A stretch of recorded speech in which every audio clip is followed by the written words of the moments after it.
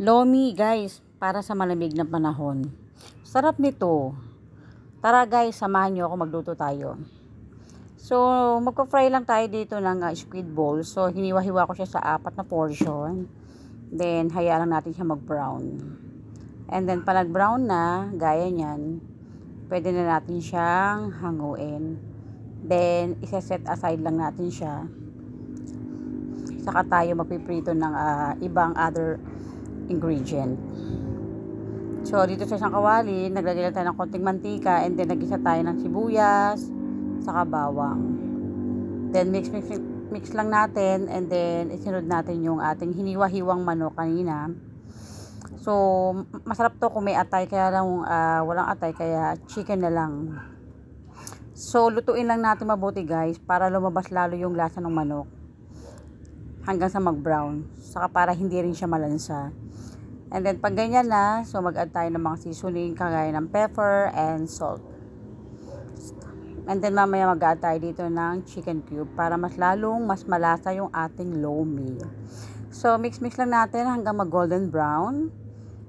And then, pag nag-golden brown na, ayan, saka tayo mag-add ng chicken cube. And then, mix lang natin para matunaw yung ating chicken cube na inilagay.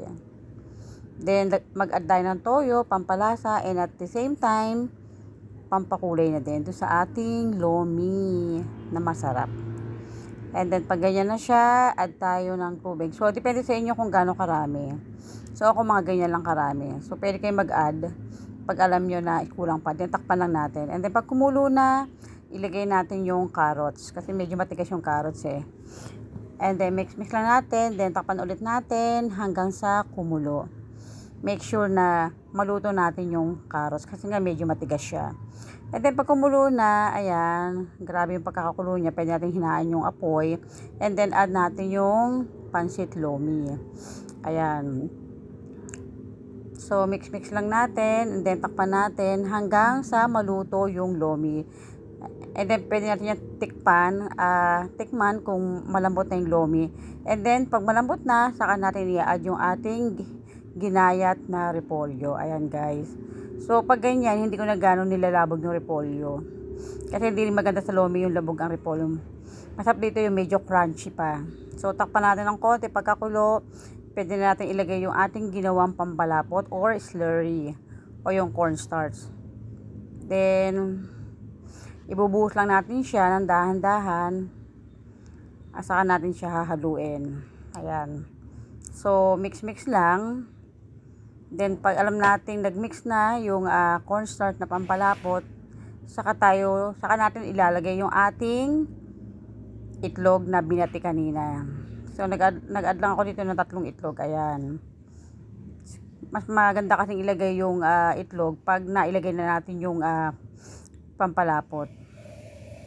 Ayan. So, pag yan is okay na yan, saka natin i-add yung ating piniritong squid balls kanina. Ayan guys, grabe ang sarap. Grabe, sakto guys. Naulan dito sa aming lugar. Kaya tamang-tama tong ginawa kong lomi.